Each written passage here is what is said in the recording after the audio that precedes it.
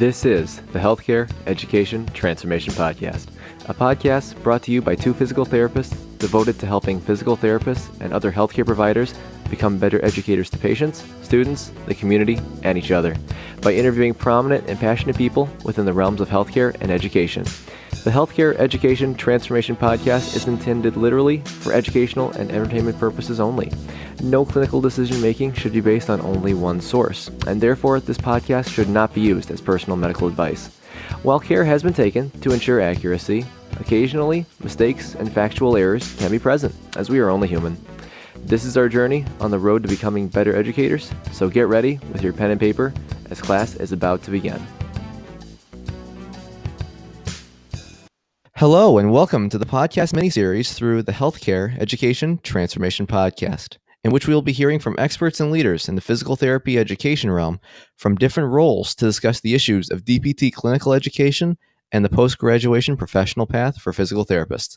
The following episodes will feature updates regarding advances to these issues, collaboration with individuals with differing roles to really get different perspectives, and collaboration for ideas that can best help bring forward thinking to facilitate discussions that can really lead to some positive changes in these realms. Now, I'd like to take the time to thank the phenomenal guests of this panel for their service and their contributions to the professions, and frankly, for that time. And with that being said, I'd like to welcome the three guests today. They are Dr. John Childs, who is the CEO of Evidence in Motion, Associate Professor and Director of Research at the U.S. Army Baylor University Doctoral Program in Physical Therapy, Dr. Bob Rowe, who is the Executive Director of the Brooks Institute of Higher Learning, member of the APTA Board of Directors, member of the Best Practices in Physical Therapists Clinical Education Task Force, member of the Education Leadership Partnership, and much more. And last but certainly not least, Dr. Gail Jensen, who is a prominent educational researcher, faculty associate, Center for the Health Policy and Ethics, Dean at the Graduate School of the College of Professional Studies, Vice Provost for Learning and Assessment at Creighton University. Now, for this first episode, we really like to dive into the scope of both of these issues. And, first I'd like to start off with the topic of DPT clinical education, as this is kind of the first step in this continuum. And, my first question for you guys is, what has been the progression of PT clinical education over the past 20 to 30 years to what it has become now? And Gail, I'd like to start with your thoughts on this one. Great. It's a great question. It's a tough question. I'd start by, if we look over the last 20 to 30 years, clinical education is heavily influenced by what's going on in the healthcare system or just in society in general. So there's been, as we all know, increasing pressures for productivity. Now we have the triple aim or the quadruple aim, where we have to quality care, look at costs and efficiency, and really pay attention to population health issues and chronic disease. So these kinds of pressures really come to bear on the clinical side. But I think what we really need to pay attention to is how important, and certainly the study that I was involved in with my colleagues on excellence and innovation in physical therapy education, with Lori Hack, Jan Guyer, Terry Nordstrom, and Elizabeth Mostrom, and Bob actually knows about this because his clinical site was in our sample, is how we found that clinical agencies, clinical organizations were very committed to clinical education and very much wanted to be partners on the academic side. So, if I had two takeaway points here, one is the critical importance of academic clinical partnerships. We cannot prepare graduates for a profession, any kind of health profession, without an academic clinical partnership. Experiential clinical education is absolutely central. And we know that the learning that occurs in the experiential clinical setting is learning that sticks. Lots of evidence, both theory and research evidence, to support that. The other piece is this need for integration. We've got to see what the integration is across the academic clinical divide, whatever you want to call it. Catherine Worthingham even wrote about this. We've got to get connected, this bridge between, it's not the academy and the ivory tower sits in one spot and the practice environment sits in the other. So we've got a lot of opportunity. Yes, we've got work to do, but a lot of opportunity to make that bridge better, to think about curriculum, not just sitting in the academic or the university side. The curriculum has to sit across. That's what really makes a difference. The other piece that's missing is we've got to have a roadmap. And we have a lack of standards, a lack of what are the milestones or the mileposts that we need for the learner across the continuum, across a career. And that's our opportunity to start there. No, first of all, I mean, I think it's hard to disagree, with anything at all Gail said. I think most people would recognize clinical education within sort of physical therapy education as a whole as kind of the sort of the weak link. I think would be the common denominator. The story I tell myself, at least, is that when we shifted to the DPT, a lot of emphasis was put on updating and upgrading the didactic curriculum, adding pharmacology and imaging and the didactic curriculum when we moved from the master's to the DPT, by and large, I think substantively really improved. But clinical education really hasn't been touched in terms of the model in the last 50 years. It's still very much this idea where we send students out to these disparate clinics, and our strategy is mostly one of hope and prayer. And I don't say that to be critical of any DCE or anyone involved in clinical education. It's an incredibly tough task. We have these clinical sites that are loosely affiliated in many cases with the academic institution, and we just hope that the students catch some knowledge while they're out there. And in a lot of cases, they've got very passionate CIs that deliver terrific quality clinical education. And in other cases, we sort of shudder when we hear the students' experience and, maybe wish for them that they could have had a different experience. So I think that's it's an opportunity, obviously, for improvement. And for all the reasons Gail said, healthcare it has a lot of challenges, productivity, billing, compliance. That's why our strategy, the way we think about it, is we need to shorten DPT education, get students licensed, and get them out into a post-professional environment where you take away all those issues. As soon as you get a license, all of the nefarious kind of incentives around, students billing and compliance issues with Medicare, all those things go away. So we think that the clinical education model can be reformed primarily through post-licensure education.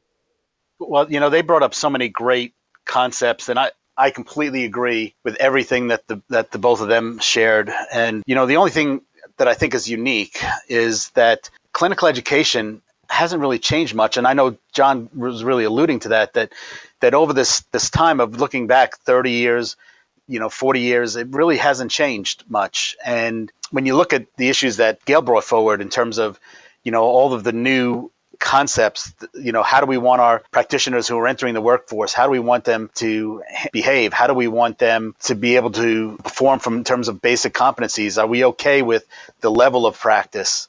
In terms of the chasm that exists between, the ceiling of where we could be compared to where we are.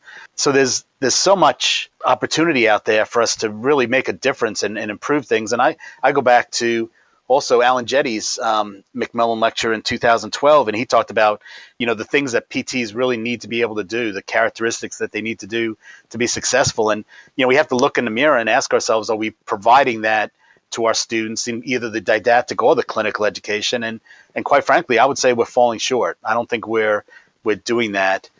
And so I believe that there's really a lot of great opportunities out there for us to do. I love the concept that Gail brought up with the partnerships. I mean, we've been, talking about that for a long, long time. And I believe that we have to completely break down the silo that exists between the didactic academic world and the clinical world. I've been in a lot of the different realms that we practice in. I've been in, when I first graduated, I was in, outpatient, private clinics, relatively small clinics for many years. And I was in academia for 14 years. And now for the last 12 years, I've been in this relatively large health system, corporate health system.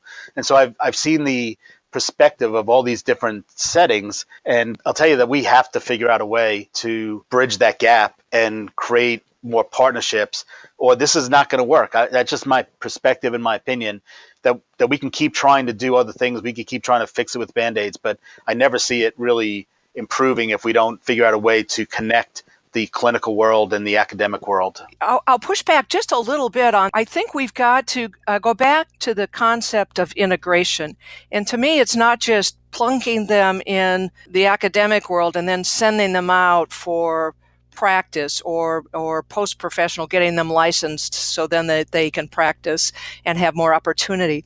We have got to see the integrated curriculum, which I think we saw a great example at Brooks Rehab, where Bob Rowe is, in taking responsibility. The other thing we saw in our excellence study, which is a very important point, is one of the drivers for that study from the RFP, the request for proposal from APTA, was to look at clinical models and find out about cost. And we asked about cost every which way. We asked everybody, and guess what? We didn't find anybody concerned about that. Now that was a real shocker to us, because what we heard from the clinical organizations was about the commitment to the preparation of physical therapists. And they were able to navigate that within their organizations because of leaders like Bob, and making that happen and seeing the value of having students and having that partnership. I would agree with John that we need, we can't be just throwing students all over the place. We need more collaboration, more understanding. The other thing I'd say is we've got to, as a profession, identify not just the CPI, the clinical performance instrument. What are the performance expectations for a student when they leave the professional program? Now, medicine has done that with these 13 entrustable professional activities. They've said, here are the 13 performance expectations that medical students need to be able to do competently, need to be trustworthy, and be self-aware before they enter residency. Why are they doing that? Well, because of safety issues. Don't go to the hospital in July because that's when the residents start. So, we don't have a severe problem like that, but we need to put a stake in the ground. How should that physical therapist perform when they roll off, graduate and have done their clinical performance? So the other thing I'd say that is so important, and this is another one of our key findings, was in our excellent academic programs, there was not a program that did not have a very healthy, robust connection through a faculty practice, some kind of practice mechanism that was right there, connected so students could see the active practice from day one, from the first week. So this integration, we can't separate our worlds. We've got to be more integrated. We are challenged, certainly, because, and I'm sure Bob will speak to this, and John, that we don't have Medicare payback dollars. We don't have the kind of luxury that medical education has for having clinical faculty and supporting faculty. So we've got to come up with other kinds of models. So I'll stop there. This is a great conversation, Brandon. Indeed it is. Bob, I know you said in here you kind of got something you wanted to share on this one. Please chime in. Yeah, so and hopefully I don't get in trouble for this, but as you mentioned, I'm part of the Education Leadership Partnership, and I'm glad that Gail brought up the whole issue of what medicine's doing and how they're trying to improve safety and their standards, and we're investigating that same path right now and seeing how that may be applicable to us and how that's something that might work for us or not. But we're in the investigative phase of that right now, so I just wanted to throw that out there. Nice. I think that's really important to note, especially after the APTA board of directors voted on the best practices in clinical education task force, because I know it seems like most people focused on just recommendation 1, because that was the biggest one that definitely seemed to get the most attention, which understandably so. I mean, it was a bold recommendation, of course, but I think it was interesting to kind of hear that perspective, because then since they've kind of gone to the Education Leadership Partnership for kind of further guidance. And of course, I know they've got a lot of other research that they have to do before making any decision on that. So that's really good to kind of have some insight into that next avenue. So guys, I'm going to modify the next question here just a little bit here, because I think you've answered my previously written question already. So I don't want to be redundant, but I'm going to reword it slightly differently to say, why do you each feel that these ideas that you guys have talked about to kind of improve clinical education overall, why do you guys feel that they're not overall changing? And John, I'd like to start with your take on this one. Well, I think, I sort of take the approach when you sort of survey just general sort of academic educators. And again, this is more anecdotal, but, there's a sentiment within DPT education that says, nothing's really wrong. We have a, really robust applicant pool. We've got 6 or 7 highly qualified applicants for every seat that's available. Our students are graduating, they're getting jobs, they're getting licensed. And so really, what's the big deal? And financial aid still readily available. Yeah, students have a lot of debt, but they're getting jobs 100% of the time. And, it may take them 15 years, but they'll eventually pay it off. And so we're not seeing right now, the sky's not falling with the applicant pool. So within academics in general, which is, higher education is not the most progressive sort of setting. I mean, it's generally speaking, and this is not just in PT, but higher ed in general is sort of slow to evolve. So, the train that's coming with the student debt crisis, most people are just sitting back and sort of dismissing it as sort of this fictitious thing off in the, future that, really is not going to happen. And so therefore, why do we need to change? And so I think that's what I hear at least a lot, is that, these problems that we're talking about. Yeah, clinical education, we need some incremental improvement. We need to work on some partnerships here and there.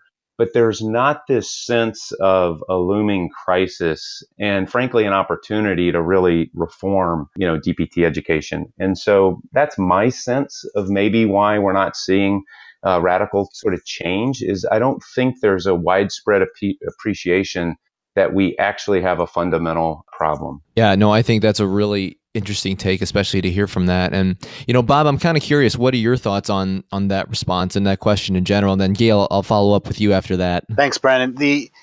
I couldn't agree more with John. I think he was spot on with that. The whole concept of, if you look at the world and just look at human nature, change is bad, and if things are comfortable and people are getting the results that they think are good, then why would we change it? And so I think there's a lot of truth in that. And that's unfortunately a lot of the mechanisms, because I think the problem is that people are using the wrong metrics. We're talking, and Gail brought up the idea of competencies, and we should be moving more towards competency measurements, for our PT students. And we should be looking at what is the ceiling, because right now the problem is we're not really looking to the ceiling. We're just looking for the minimum. And is that what we want, our family members to be treated by? Do we want, family members to be treated by somebody who's at the minimum basic scale, or do we want somebody who's at the maximum? I live in Florida, so there's a lot of people going back and forth throughout the year, and I get lots of calls one way or the other, either people coming down, snowbirds coming down, or when they go back home, people calling me and saying, hey, do you have a connection somewhere? And, I'm always trying to hook people up with, good physical therapists. And, when those people call me, they don't say, Bob, look, can you find an average therapist for me? Because I have my mom's moving back up to Michigan next week. And so I really like to get a really average PT. They always ask, who's the best PT that in this area? But yet, so when we want our family to be treated, we want the best person treating them. But when we are graduating our students, I don't know why we're not considering that. We always hang our hat on the fact that, yes, they're very safe and they're competent and they're not going to harm anybody and they're going to have positive outcomes. But let's really look at it seriously and say, where do they sit compared to the ceiling? If you said there's a percentage of what's the ceiling, what's the maximum scope of our practice level, and we said, okay, that's the ceiling. Where are the PT graduates coming out? And I don't really know what the number is, but it's not really high. And that's not okay, because they're representing the whole profession at that point. And I know this is kind of harsh, but they're representing the whole profession of physical therapy. And the people that go to them, whether if it's the patients, then those patients are learning really bad lessons that physical therapists aren't able to manage these conditions, or they can only manage them up to a certain point. The next group is the payers. So the payers thinking, why are we sending people to physical therapy when they're going to have to go get a procedure anyway? So we're just going to stop. We're going to skip the therapy in the future, and we're just going to send them to get a procedure. And then the other group is the referral sources, who look at it and say, well, why am I going to waste my time sending the therapy? Because I send them the therapy and then they come back. I have to do the procedure anyway. I'm just going to do the procedure. And after, if they need it, then I'm going to send them to therapy. So, we're teaching people really bad lessons, and we're not gaining advocates for ourselves. And then we wonder, why is reimbursement so low? Well, it's because we're not doing a great job.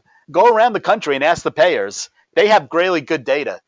We don't have data on ourselves, but the payers have great data on us in terms of, what our skill sets are and what our outcomes are and what our success rates are.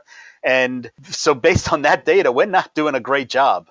And so, again, I think there's tremendous opportunity. John said a great job. They don't see the doom and gloom.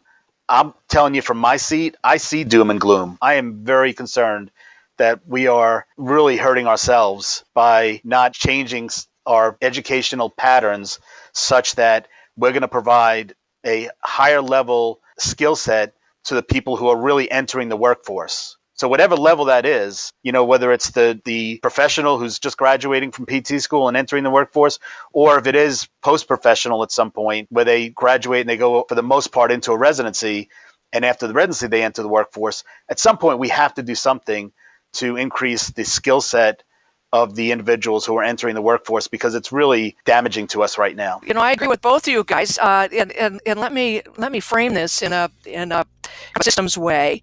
One thing, playing off what Bob just said, is we have to, as a profession, really step up to the plate and take a societal look at what does society need from us. And that's all these comments that from both Bob and John reflect a kind of how we are not being responsive to society, starting with curriculum. Our curriculums should be designed to meet societal needs. So if you look at the demographics in the United States and across the world in the aging population, we have to put out graduates who really can manage chronic disease and population health needs and understand social determinants in such a way that they can help promote and facilitate the health of the nation. And we got to get a hold of that. We need a much stronger foundation in understanding public health needs and what that means. I mean, there's lots of opportunity there. Higher ed, we've got to understand higher education. Our leaders do. This is just as Bob spoke very well about the insurance side and the on the clinic side. The external forces in higher education right now.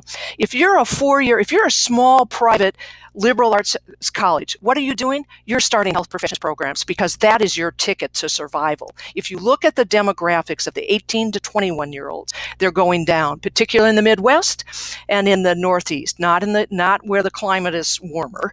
But that means that these schools, in order to survive, they're starting nursing, PT, OT.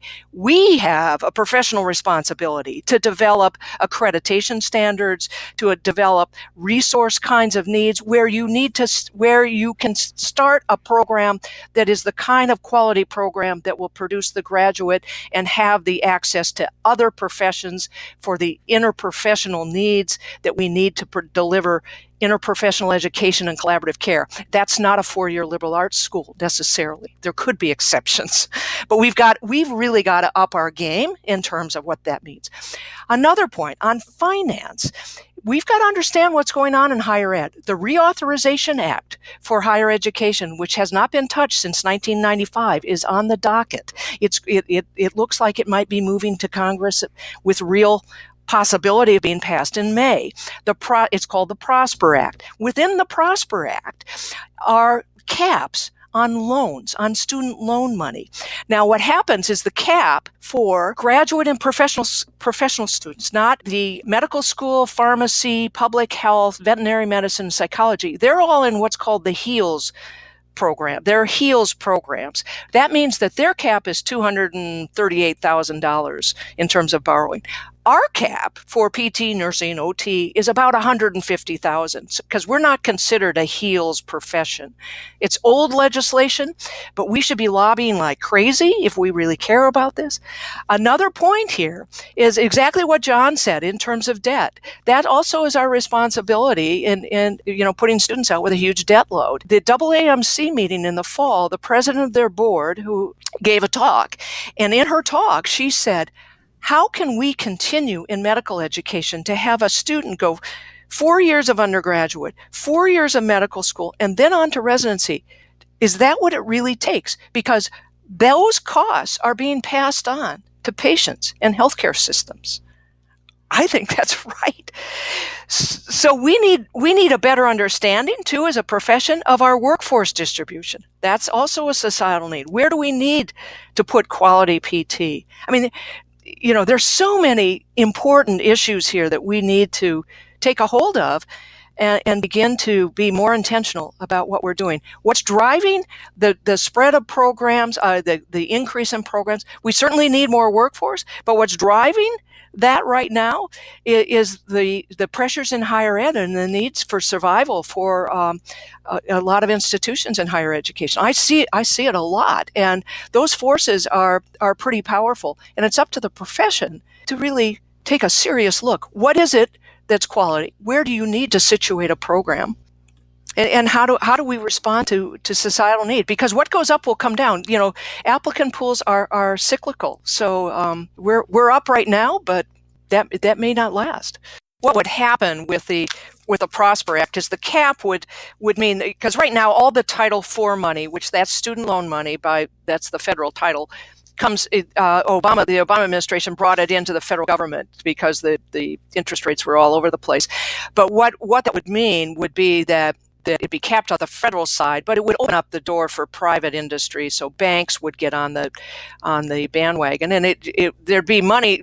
Students could probably borrow money, but it's going to be at a higher interest rate. So this is also related. I mean, the conversations in medicine are how can medical education be more flexible to look at length of time, how a learner progresses. There's a lot going on in all the health professions. How do we really address some of these important needs? But my takeaway point here is we've got to continue to look outward and to respond to what is the outward needs are versus our own kind of navel gazing about, well, this is what's best. We know what's best. And that means we need great leaders. We need to be more intentional about developing our leaders across the board. Yeah, no, I think those are some really important points there. And, I'm going to kind of switch topics here just a little bit because I'm kind of curious. So we've talked a lot about a lot of different facets and kind of what contributes to kind of this overall situation here. But to kind of get the perspective of kind of from the legal side, so what are some of the legal or overseeing boards that have a current role in DPT clinical education process? And, what specifically do you each believe is or are the overall biggest contributors to this problem, and how do you think it should be addressed? And Bob, I'll start with you for this one. Okay, thanks, Brandon.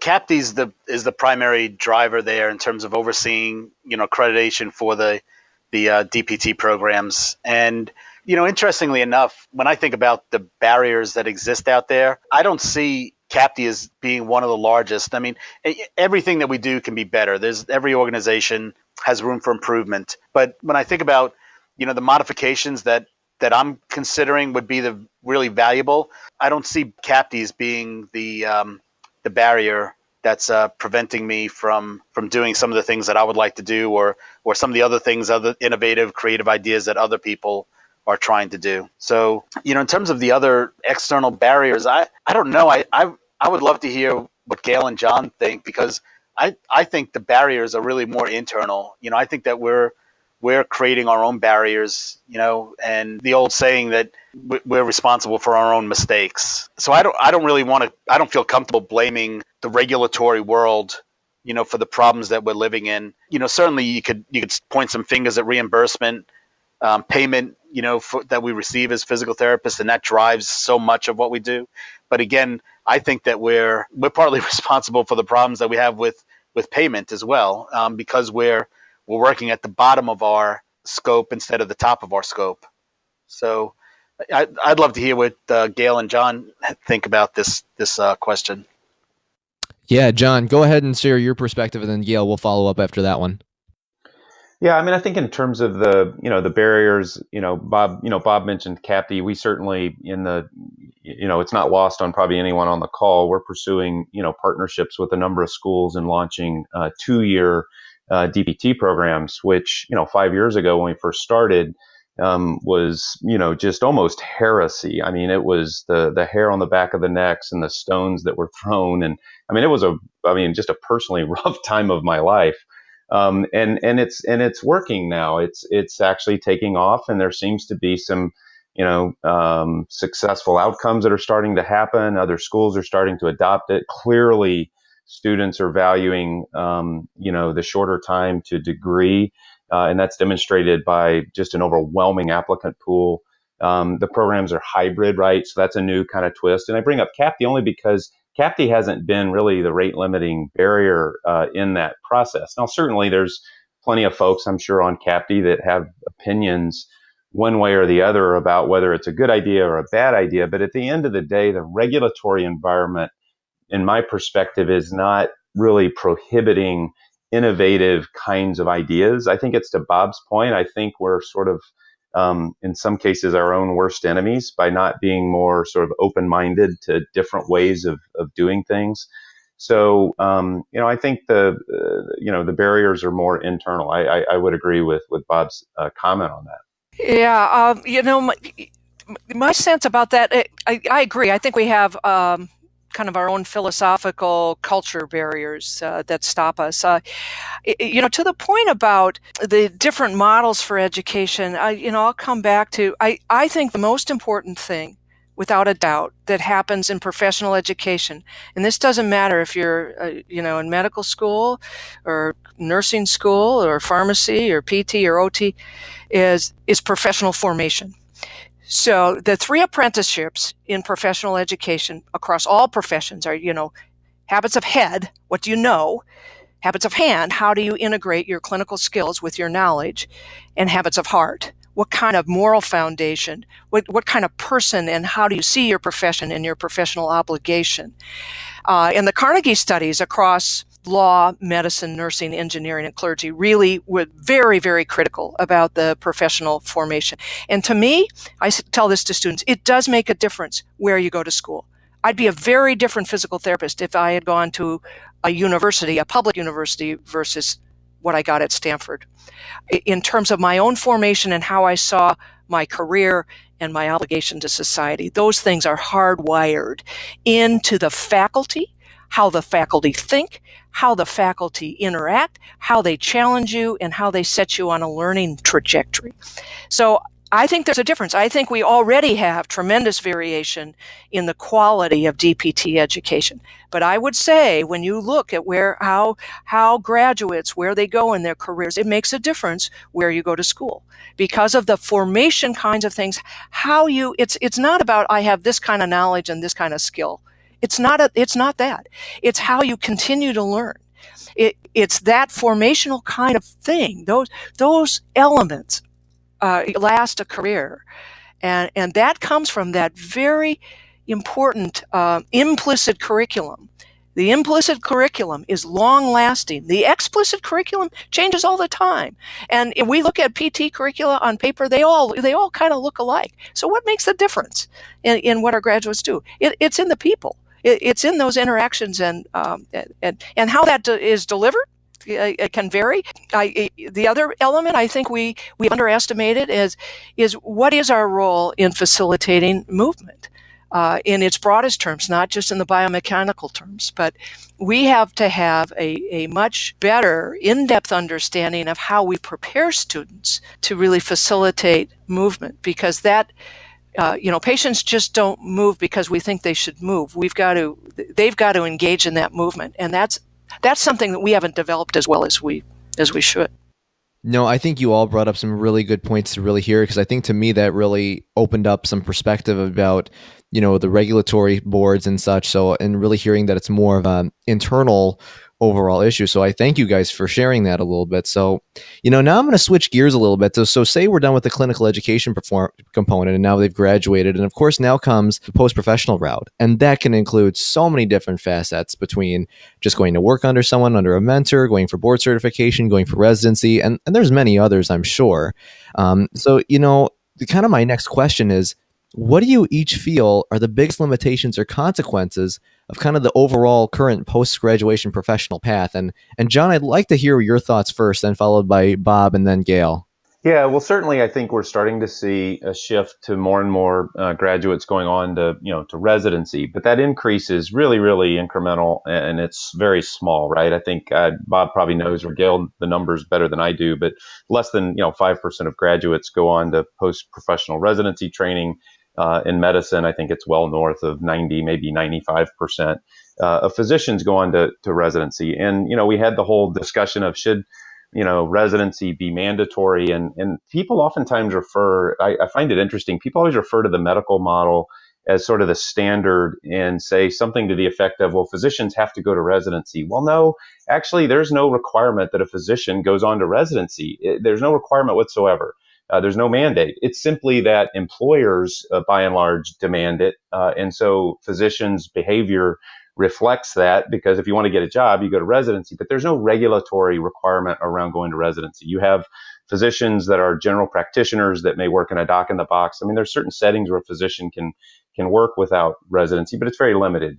And so I think we need to see that sort of cultural shift within physical therapy where employers start to really value residency training. And when employers start to value and self-select those who've gone through some post-professional form of training because it adds value to their practice, then I think we'll see the shift happen. Now, should we make it mandatory? I don't think so. I don't think we should be any more mandatory in PT than it is in any other health profession. I think the employers ought to drive that through valuing those who've gone through it preferentially over those perhaps who have not. And frankly, until we really do something more substantial with student debt loads, most students simply cannot afford to go through residency. So we've got a supply problem, right? We don't have nearly enough residency opportunities available.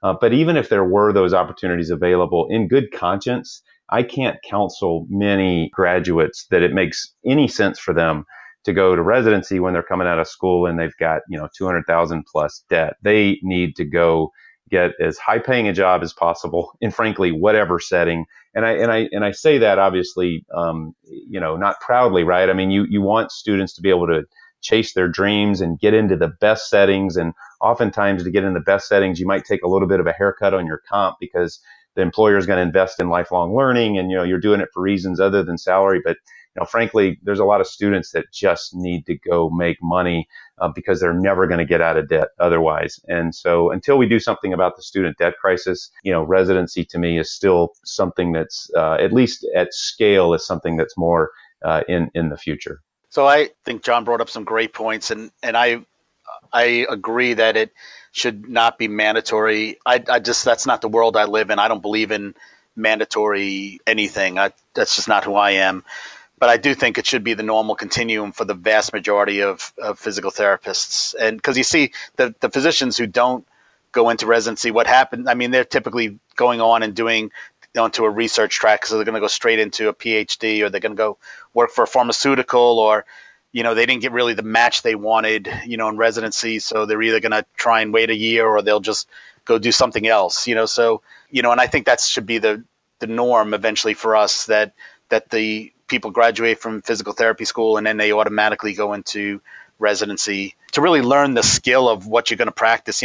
30 years ago when I graduated, people didn't go into residency. Residency didn't exist, quite frankly. But you went to acute care to try and learn what it was like to be a PT. You learn the scope of what we did and how we did it, and you received mentoring in that environment. And that's how we did it. And, that was okay. There was some value in that. But today people aren't graduating going into acute care settings. It was almost like written in a blood, that we had to sign on the dotted line that we're going to go work in an acute care setting. Today people are graduating and they go straight away into a neurologic setting or a pediatric setting, or, women's health or orthopedics. And the education that they're getting based on CAPT's evaluative criteria isn't setting them up to be a specialist. It's setting them up to be a term that we came up with in the clinical education task force was basicist. Because it's really not even fair to say generalist, because generalist, we think, should be a specialist who's a generalist is somebody who's a specialist seeing general practice, like maybe a family medicine physician. So we came up with the term basicist. They graduate as a basicist, but then they're going and practicing in specialized settings. And so we're not setting the world up for success. We're setting the world up for failure, and it keeps digging a deeper ditch for us. So that's the thing that I think about, with this post-professional, that we should be going that direction. We should be trying to do the best we can to move that direction. I respect John's comments related to the debt. It is a crisis, and we absolutely have to do something about it. And I hope that there's ways that we can do something sooner rather than later, so that we can allow people to go get this training. The other thing that I'll add, the other point that I want to talk about, is all of the information we have relative to the value of residency is all anecdotal today. We have very little. There's a little bit, but it's not very robust, and we really got to do a better job of collecting data on the value of residency, because I think people that are entrenched in it, that see it every day, the people that have gone through it, clearly see the differences in their practice pattern compared to people practicing in the same clinic who didn't go through it. So to many of us that are involved in it, we clearly see the difference. We see the value. We see the benefit. But there's still a lot of people out there, naysayers, that are saying, well, show me the evidence. Show me that it's better than nothing at all, or show me that it's better than, if you don't go to residency. And quite frankly, we don't have that right now. And so it gives people opportunity to kind of, be antagonistic to this level of learning. And so we have to do a better job. Again, it's another problem that we've created, because we just haven't done a good job of collecting data and analyzing it and publishing it. And we have to start getting much better at that. So thank you. A couple of quick comments, to pick up on Bob's last point. The profession, we have an obligation, I think, to gather data, standard data, either through surveys, exit surveys, and really create a data warehouse and share that publicly. That's very important. Another comment I'd make that, and it's always been perplexing. Nicole Christensen did her dissertation in this area, is that we have the lack of understanding of how we teach and learn, facilitate clinical reasoning. And this driver to say, one of the drivers for learners to residency programs is they want to really develop their clinical reasoning ability. We've got to back that up. we clinical reasoning need to start the first week. So we need a continuum of what we're doing to develop the clinical reasoning ability of a professional is essential to how you build knowledge and how you continue to create your clinical knowledge. Those metacognitive thinking skills are just non-negotiable. So we need a better handle on how we do teaching and learning in that area.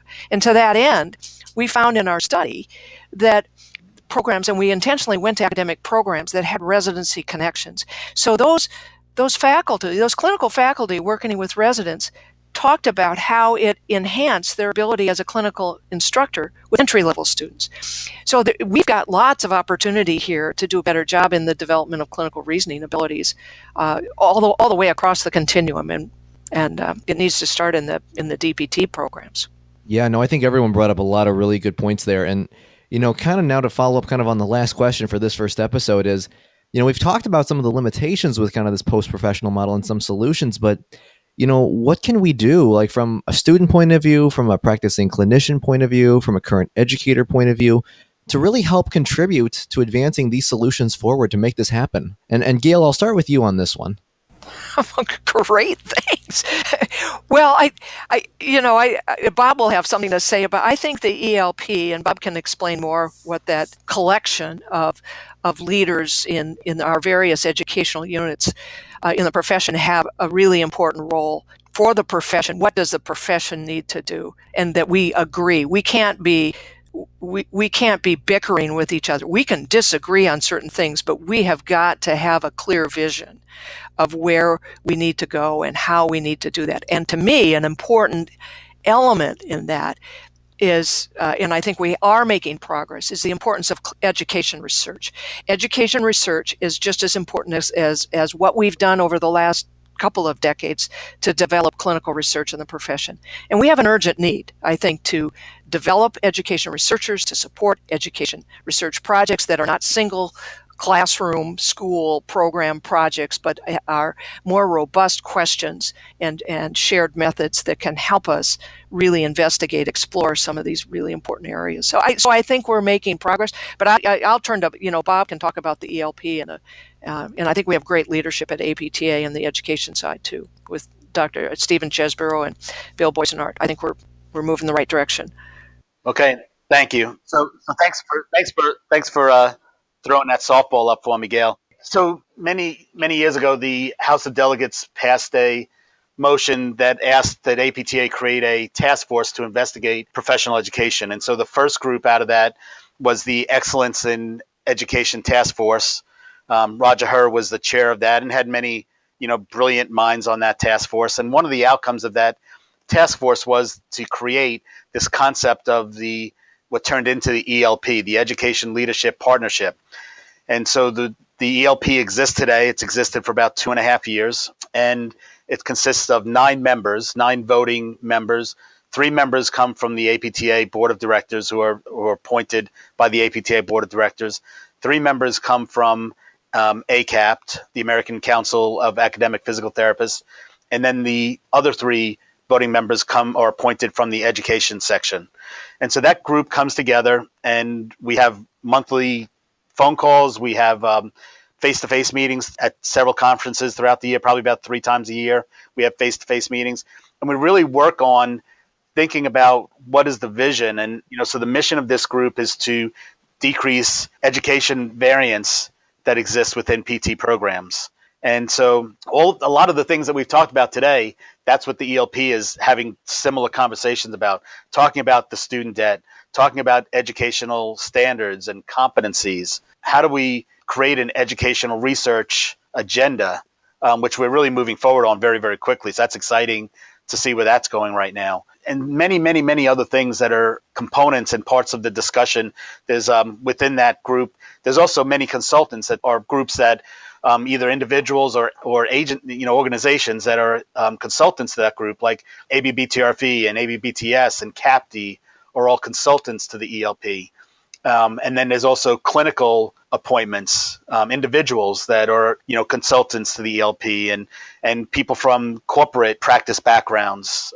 So again, we're trying to get lots of different feedback and perspectives from many different people to really solve the problems that we see within our educational system today. And, the reality is there's a lot of work to do and there's lots of opportunities. And I feel like this group is doing a nice job of navigating through that and tackling that. And Gail brought it up that, the staff leadership is fantastic. We work with Bill Boisenault and Stephen Chesbrough and several other APTA staff members. And so they really set us up for success and add the discussion and provide resources for us. And so, and I happen to be one of those members that participates. I'm from the APTA board. I'm an appointed member of the ELP. And so it's exciting to participate on that group and really have an opportunity to see where we can go and how we're going to get there. I appreciate both Gail and Bob's comment. I could not agree more with Gail's sort of emphasis around the need for more educational research. We've had a huge sort of evolution of clinical research over the last, 20 years. We've got a lot of evidence to support a lot of the things we do. But we've spent very little energy as a profession in sort of, how to teach, how to learn, educational models, which one's working, which ones aren't. I use this analogy all the time. When it comes to collaboration and research, as a researcher, we don't think twice about reaching outside the walls of our institution to gather whatever co-investigators we need to be as competitive as we can for our grant application. And truly, like we don't care where the institutions are. Institutions readily collaborate. Grant funding is shared across institutions. The model works. When it comes to teaching, oh my. It's a fundamentally different thing. The curriculum is like the sacred cow within an institution, and you don't dare share it outside of the institution. And in faculty, and I'm just going to be really maybe cynical here, faculty hide behind this sort of academic freedom as an excuse to be average, to not be held accountable, and to do whatever the hell they want to do. And like that may sound like a bit cynical, but that's my view. And so that's one of the sort of fundamental premises around what we're trying to do is get institutions working together on building a single world-class curriculum that's shared across institutions. That's heresy, though, in this sort of current environment where the curriculum is sort of viewed as this thing that belongs in the silo of the institution and dare not be shared outside because, what's mine is mine. PowerPoint came along and all of a sudden the definition of being an effective faculty member became, how charismatic and pretty a PowerPoint presentation you could deliver. And that's a real shame because that's, I think, really diluted what faculty are really designed to do. And so, hopefully we'll see a change in that. I simply couldn't agree more that we need a huge sort of emphasis around educational research, best models for learning, and that we can see collaboration in academics and in education, just like we've seen in research. I'd like just to make a comment to John's comments. I agree in part. I would say that this also links back to the comments we had about what are the performance standards. So we have to be driven not by necessarily content or curriculum, but we need to think about curriculum. We need to be driven by outcomes. So what are those? And it's not just knowledge. So what are those performance standards, whether you want to call them EPAs or whatever, that really represent entry into practice? Because that's the combination of the apprenticeships of the head, the hand, and the heart. So we've got to be able to describe those, and that's important.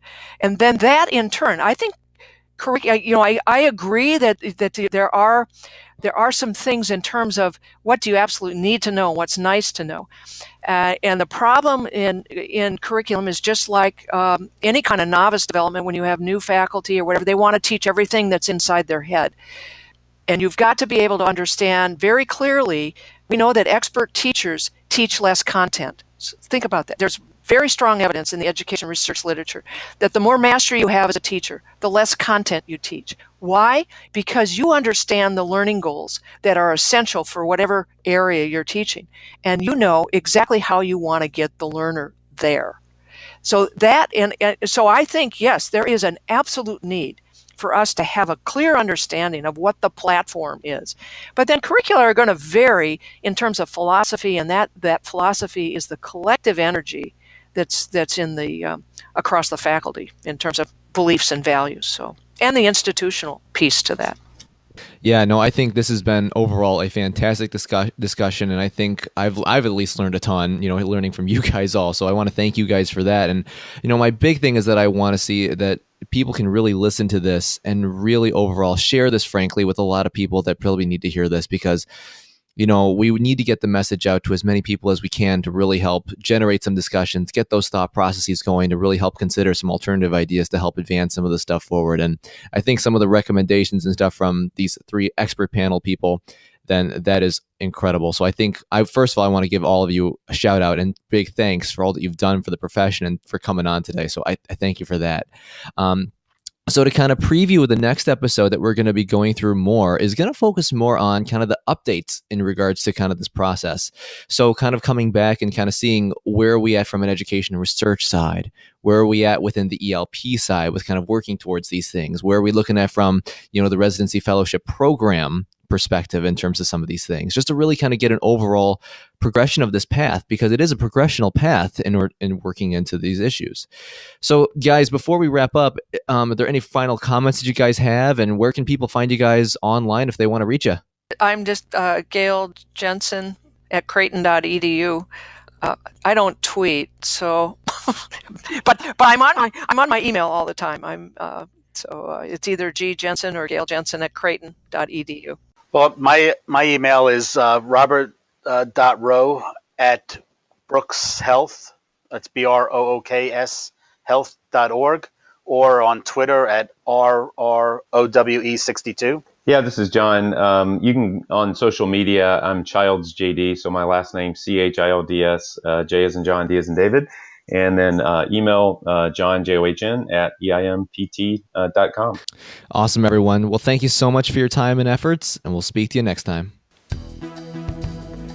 Thank you for attending class today, and we hope that you learned something and gained value from the content. If you'd like to schedule office hours with us, feel free to add us on Twitter at HET Podcast, on Instagram, HET Podcast, on Facebook, the Healthcare Education Transformation Podcast, and the homepage, healthcareeducationtransformationpodcast.com. And for those of you following along in the syllabus, extra credit can be obtained by liking us, sharing us, and leaving a review. Let's continue our journey up Mount Educational Success as lifelong learners.